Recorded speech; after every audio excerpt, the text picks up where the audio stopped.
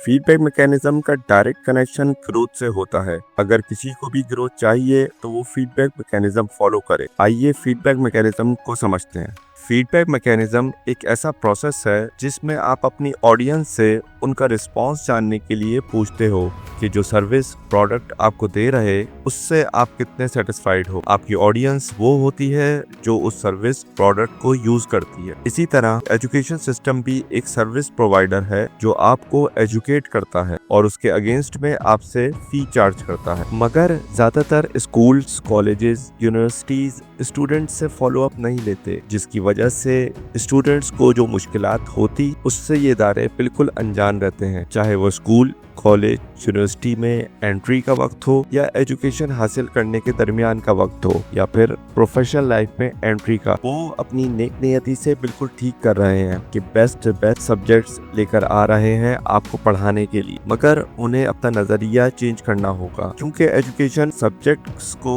सिर्फ स्टडी और मेमोराइज करने का नाम नहीं है, बल्कि एजुकेट होने का मतलब है कि कुछ सीख कर अपनी लाइफ में इम्प्लीमेंट करना प्रैक्टिकली, और कुछ सीख कर जब अपनी लाइफ में इम्प्लीमेंट कर लिया जाता है तो उसको कहते हैं एजुकेटेड पर्सन। इसको दूसरे अंदाज में कहें तो आप अपना ही बेटर वर्जन बन जाते हो, जिसकी वजह से आपको ग्रोथ मिलती है। और जो सीखा उसको अपनी लाइफ में इम्प्लीमेंट नहीं किया तो उसको एजुकेटेड पर्सन नहीं कह सकते। अगर आपको ग्रोथ बहुत ही स्लो मिल रही है या नहीं मिल रही, इसका मतलब ये है कि आपने अपने आप को ट्रांसफॉर्म नहीं कर रहे बेटर वर्जन के लिए। गौर करें तो हमारे एजुकेशन सिस्टम में तो प्रैक्टिकल ना होने के बराबर है, तो हम अपने आप को एजुकेटेड पर्सन नहीं कह सकते। बहुत ही माजरत के साथ ये बात हजम करना बहुत ही मुश्किल है, मगर अभी आप इस बात को तस्लीम कर लोगे। जो कौम, नेशन एजुकेशन को प्रैक्टिकल तरीके से हासिल करती है, वो कौम अपने मुल्क को लेके तरक्की की तरफ बढ़ती है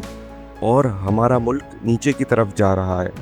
इस लिहाज से हम अपने आप को एजुकेटेड पीपल नहीं कह सकते। माजरत के साथ हम इस बात को तस्लीम ना करें तो हम उसी रास्ते पे चलते रहेंगे, और अगर इस बात को तस्लीम कर लें तो फिर हम अपनी खामियों को ढूंढकर दूर करके तरक्की और ताकत की तरफ बढ़ सकते हैं। हमने इनफरादी तौर पे और एजुकेशनल लेवल पे फीडबैक मैकेनिज्म लेना बंद कर दिया है, तभी हम इतने पीछे जा रहे। हमें ये फीडबैक मैकेनिज्म शुरू करना होगा ताकि हम अपने एजुकेशन सिस्टम को इम्प्रूव कर सकें। फीडबैक मैकेनिज्म एजुकेशन एंटिटीज को अपने सिलेबस कंटेंट पे भी अप्लाई करना होगा कि क्या उनका सिलेबस अप टू डेट है और क्या प्रैक्टिकली हमें रेडी कर रहा है प्रोफेशनल लाइफ के लिए।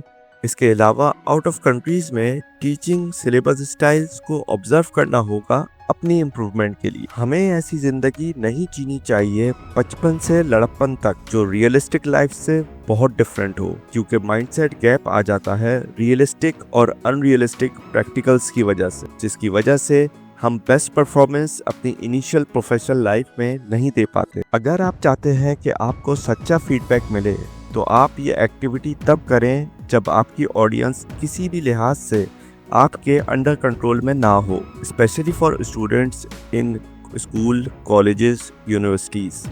जब वो पास आउट हो जाएं एंड 1 से 2 ईयर गुजर जाएं, फिर आप उनसे एजुकेशनल फीडबैक लें ताकि उनका एक्सपीरियंस भी डेवलप हो चुका हो। हम एक कम्युनिटी डेवलप करने जा रहे हैं जिसमें आपकी इन्वॉल्वमेंट बहुत बेनिफिशियल होगी। अगर इस चेंज से आप एग्री डिसएग्री करते हैं तो वीडियो को लाइक या अनलाइक करें ताकि हमें आपका भी फीडबैक मिले। कनेक्ट अस ग्रो रिच चैनल को सब्सक्राइब करें ताकि हम अपनी कम्युनिटी का अंदाजा लगा सकें। बेल आइकन प्रेस करें क्योंकि चेंज लाने में हमें देर नहीं करना, ताकि आपके पास अवेयरनेस वक्त पे पहुंचे। और अपने करीबी लोगों से शेयर करें ताकि वो भी इस कम्युनिटी का हिस्सा बन सकें।